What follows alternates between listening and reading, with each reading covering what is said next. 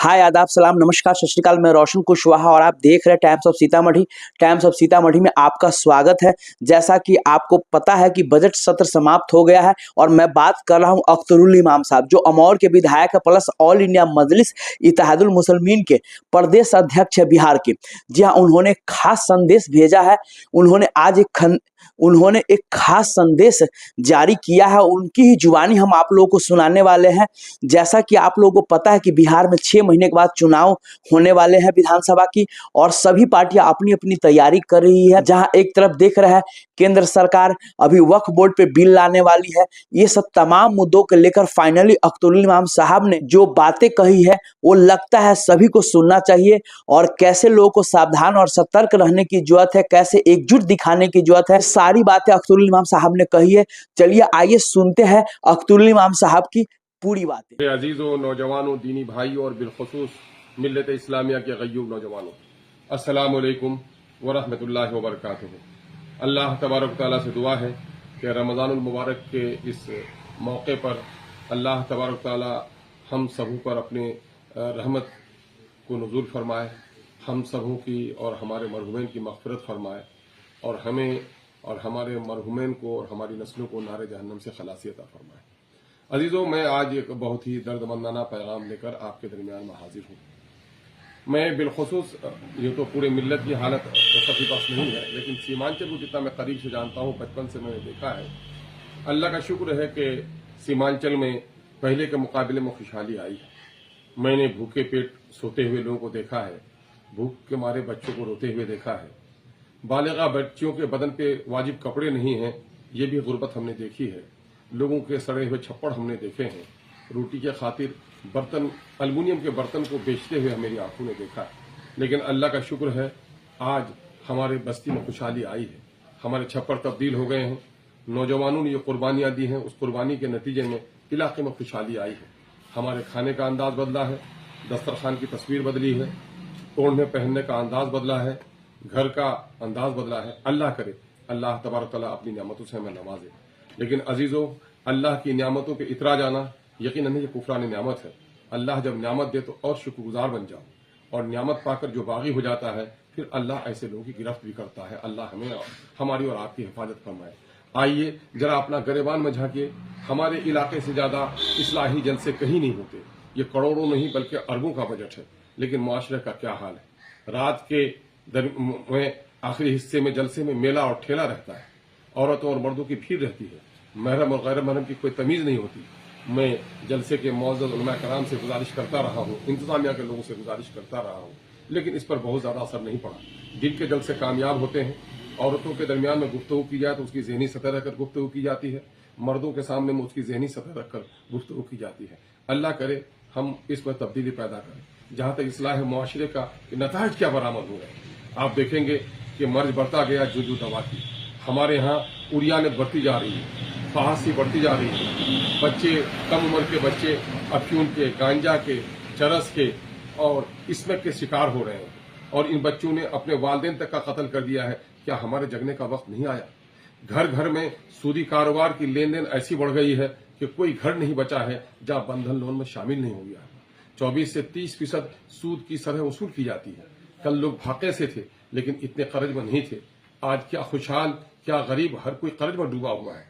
जो मतवसित तबका है उनका सबसे बुरा हाल है कि वो बड़ा बनना चाहता है और कर्ज में पैसे लेकर, सूद पे पैसे लेकर, उधार में पैसे लेकर, बेईमानी के पैसे लेकर वलीमा में, शादी की बारात में बिला वजह खर्च करता है। जितनी 2 चक्के की गाड़ियां हैं, 2 व्हीलर यहाँ पर किशनगंज में है, अगर सर्वे कराया जाए तो किशनगंज फिर गरीब नहीं कहलाएगा, इतना बिहार के किसी जिले में नहीं है। और ये 2 चक्के की गाड़ियां मेहमानी में, दूल्हा देखी में, कन्या देखने में, बाजार में खरीदारी में, इसी में मसरूफ है। आप कहते हैं ताजिर लोगों को, मैं बिल्कुल अपने मारवाड़ी भाइयों को मुबारकबाद देता हूं। उनका बच्चा सुबह 8 बजे दुकान में बैठता है, रात के 10 बजे तक 12 घंटा 14 घंटा काम करता है। तकरीबन वो महीने में 360 घंटा काम करता है। क्या खुशहाली उनके घर नहीं आएगी? और सुजापुरी लोगों के और मुकामी लोगों का हाल यह है कि अच्छे अच्छे घरों के बच्चे महीने में 6 दिन भी काम नहीं करते, अपने बैठक में झाड़ू देने के लायक भी नहीं है, अपने खेतों में भी जाने के लायक नहीं है, चौक पर अट्टेबाजी है। दूसरी तरफ हमारे बहुत सारे बुजुर्ग हैं जिनके बच्चे प्रदेश में कमाने लगे हैं। उसने चाय की दुकान में अपनी मचान को अपना वो निजी बना दिया है, सुबह शाम वहां पर हाजिरी है। بچوں سے غفلت ہے، اس کا نتیجہ ہے ہماری بیٹیاں آج کل تک ان کا بھائی، ان کا باپ غیرت مند تھا، اگر چکوال بھی آتا تھا تو بھائی کے سامنے میں، باپ کے سامنے میں کپڑا خریدواتا تھا، لیکن آج بہنیں اور بیٹیاں بلا دھڑک بازاروں میں جا رہی ہیں، رکشے میں بیٹھ کے جا رہی ہیں، ٹھیلے میں بیٹھ کے جا رہی ہیں، غیر محرم کے بازو سے بازو ملا کے جا رہی ہیں۔ اے میرے نوجوانوں، تمہیں غیرت نہیں آتی؟ ذرا شرم حیا پیدا کرو۔ کسی انسان کے جسم سے روح کے نکل جانے کا نام موت نہیں ہے۔ جس قوم میں غیرت نہیں ہوتی اس قوم سے زیادہ ذلیل اور کوئی قوم نہیں ہوتی، یہ بدترین موت ہے۔ کیا ہمیں شرم حیا؟ میں رات کو ٹرین میں جناب انجینئر سرور صاحب جو الکریم یونیورسٹی کے وائس چانسلر ہیں، ہمارے جناب مرحوم رفیق صاحب کے بھتیجے ہیں، ان سے ملاقات ہوئی، علاقے کے حالات پر گفتگو ہوئی۔ انہوں نے کہا کہ جناب میں کشن گنج آیا تو بھوچک رہ گیا، دکانوں میں جو عورتوں کی، خاص کر دیہاتی عورتوں کی بھیڑ دیکھی تو میرے تصورات سے پڑے یہ چیز تھی۔ یقیناً ہے کہ ہر حساس طبیعت کو یہ بات لگتی ہے کہ آج آپ کی بیٹیاں بے شرمی اور بے غیرتی تو اس قدر ہو گئی ہے کہ ادھر محلدار کپڑا بھی دکھا رہا ہے، دکاندار کپڑا بھی دکھا رہا ہے، اور بے حیا عورتیں اپنے بچوں کو بھی بیٹھ کر دودھ بھی پلا رہی ہیں۔ اے میرے بھائیوں، یہ کیا حالات ہمارے ہو گئے ہیں؟ اٹھو، غیرت کرو، اپنے آپ کو فضول خرچی سے بچاؤ، ہے نا؟ کپڑوں پہ کپڑوں کی خریداری، ہر شادی میں الگ الگ خریداری۔ تم جان رہے ہو ملک میں کیا ہو رہا ہے؟ ابھی جو وقت کا یہ جو کالا قانون آ رہا ہے، یہ تمہاری داڑھیاں نوچی جا رہی ہیں، تمہاری بیٹیوں کے حجاب پھاڑے جا رہے ہیں، تمہارے مسجدوں میں تالے لگائے جا رہے ہیں۔ اگر یہ کالا قانون پاس ہو گیا تو جانتے ہو کیا ہوگا؟ تمہارے قبرستانوں میں بلڈوزر چلیں گے، مسجدوں میں تمہارے تالے لگیں گے، تم کو چین سے قبرستان میں بھی رہنے نہیں دیا جائے گا۔ یہ سب کچھ کیوں ہوا ہے؟ ذرا غور کرو۔ جب کوئی قوم اللہ کی امانت رکھتی ہے اور اللہ کی امانت کا پاس و لحاظ نہیں کرتی ہے تو اللہ تبارک تعالیٰ اس کے ظالم اور جابر پر مسلط کر دیتا ہے۔ یہ نزول قرآن کا مہینہ ہے۔ اس مہینے میں اللہ تبارک تعالیٰ نے اپنے حبیب کے ذریعے سے ہمیں پیغام دیا جو کلام اللہ ہے، وہ انسانی زندگی کو صحیح راہ پر، آدم کے بچوں کو جنت پر پہنچانے کی راہ بتانے والی کتاب ہے۔ یہ کتاب حلال و حرام میں تمیز، معاملات کو بتانے آئی ہے۔ نماز، روزہ، حج، زکوٰۃ، عبادات کی جو اصل شکل ہے، اس کی جو روح ہے، اس پر آپ دیکھیں گے قرآن کم حصے میں بحث کرتا ہے۔ باقی حصہ قرآن کا معاملات، اوڑھنا، پہننا، کھانا پینا، شادی بیاہ، پنچایتی سیاست، عدالت، یہ ساری چیزوں پر بحث کرتا ہے۔ لیکن میرے بھائیوں، یہ نزول قرآن کا مہینہ ہے۔ اگر ہم غور سے قرآن پڑھتے تو ہم یہ ضرور جان لیتے کہ میری بیٹیوں کو جانا ہے باہر، کب جانا ہے، کب نہیں جانا ہے، محرم اور غیر محرم کے درمیان میں تمیز کے دروازے کیا ہیں، پردہ کیا ہے۔ آج بہت ساری بیٹیاں ہمارے گاؤں کی بلاگ بنا رہی ہیں۔ تم کو اللہ نے شکل و صورت اچھی بنا دی ہے، تم اپنے رخسار پہ اپنے کالی لٹوں کو لہراتے ہوئے بلاگ بناتی ہو، تم کہتے ہو رمضان کی مبارکباد پیش کرتے ہو۔ اے میری بیٹیوں، میں تم سے گزارش کرتا ہوں، تمہارا حسن بازار کے لیے نہیں ہے۔ میں اپنی بہنوں سے کہنا چاہتا ہوں، تم کو اگر سنورنا ہے تو اپنے شوہر کے لیے سنورو، سنورنا ہے تو اپنے باپ بھائی گھر میں سنور کے رہو، لیکن تم اپنے شوہر کے لیے تو کم سنورتی ہو، لیکن بازاروں کے لیے زیادہ سنورتی ہو۔ جب تم میتوں میں جاتی ہو تو میت والی بستی پوری گلابی ہو جاتی ہے، تم سنور کر وہاں جاتی ہو۔ لوگوں کے مکانات کس طرح کے ٹائلز لگائے، کس کے گھر میں کیا فیشن ہے، کس کا کیا پڑتا ہے، میت کے دن بھی تم کو یہ غم نہیں آتا۔ اے میرے بھائیوں، اپنی بہنوں اور بیٹیوں کو بیجا اس طرح سے میتوں کی محفلوں میں جا کر غم کی جگہ پر خوشیوں کے منانے کا موقع مت دو، ورنہ اللہ نے جو عذاب ابھی ہم پر مسلط کیا ہے، اللہ ہمیں پناہ عطا فرمائے، اس سے بدترین عذاب ہوگا۔